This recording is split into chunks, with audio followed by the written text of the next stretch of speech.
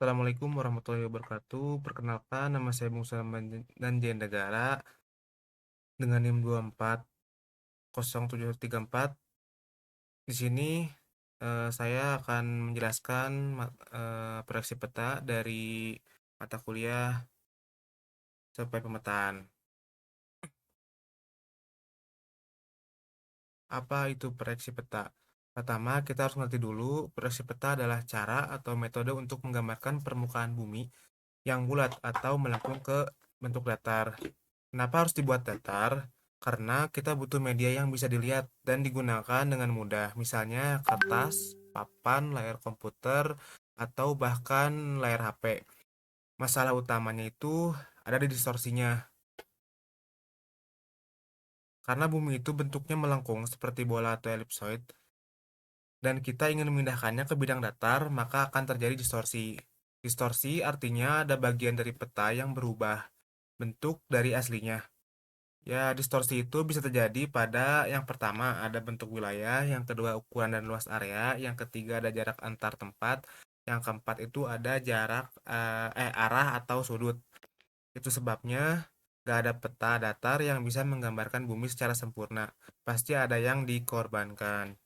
Contoh distorsi area, distorsi di peta nih. Di slide selanjutnya itu kalian pernah ngeliat gitu peta dunia versi Mercator. Di situ negara Greenland itu kayak mana ya, Greenland tuh kayak gede, padahal aslinya tuh sebenarnya Greenland itu kecil. Kalau yang Mercator tuh Greenland tuh segede Afrika lah, tapi kalau misalnya kita lihat di sini tuh Greenland itu terlihat kecil. Ini tuh adalah contoh distorsi luas area karena jenis proyeksi yang dipakai. Atau misalnya ada peta yang bentuk negaranya kelihatan agak lonjong padahal aslinya nggak gitu. eh di sini lanjut slide ya, ada tujuan proyeksi.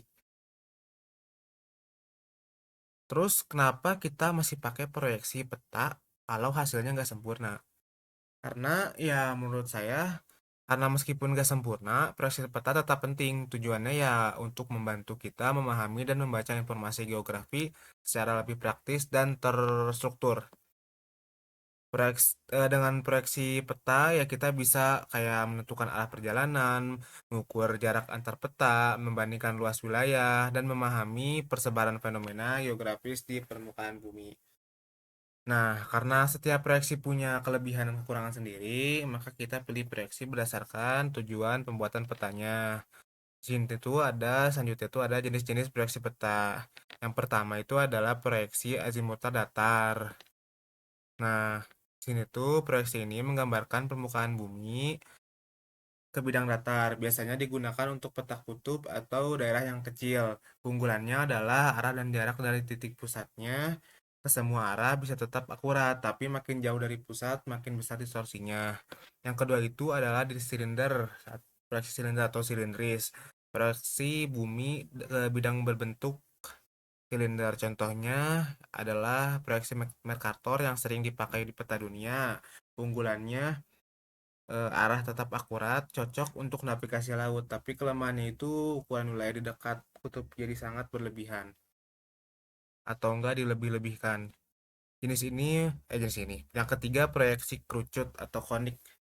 Jelas jenis ini menggambarkan bumi ke bidang berbentuk kerucut. Biasanya dipakai untuk wilayah kelintang menengah seperti Amerika Serikat atau Eropa. Proyeksi ini cocok untuk peta atau negara atau benua yang melebar ke barat atau timur.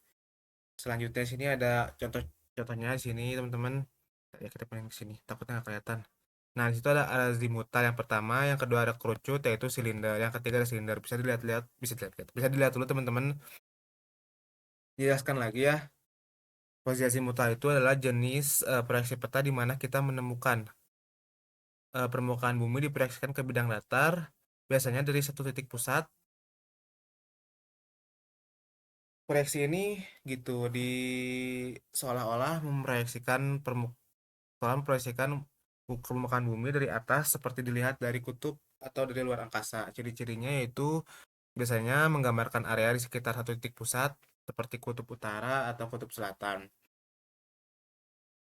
Arah dan jarak dari titik pusat ke titik lain tetap akurat, tapi makin jauh dari titik pusat, distorsinya makin besar. Sini tuh pertanyaan itu biasanya berbentuk lingkaran. Kegunaannya biasanya cocok untuk peta kutub ya, seperti kalian lihat sini tuh di ujung-ujung gitu. Di sini tuh pasti cocok untuk peta kutub. Sering digunakan untuk peta penerbangan, peta radar, dan koneksi satelit. Komunikasi satelit koneksi. Yang kedua ini ada proyeksi kerucut atau disebut dengan konik lah bahasa ilmiahnya.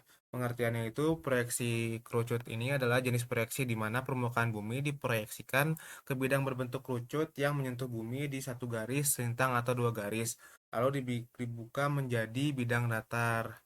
Tuh. Ciri-cirinya ini cocok untuk menggambarkan wilayah yang membentang dari barat ke timur seperti benua Amerika Serikat atau Eropa.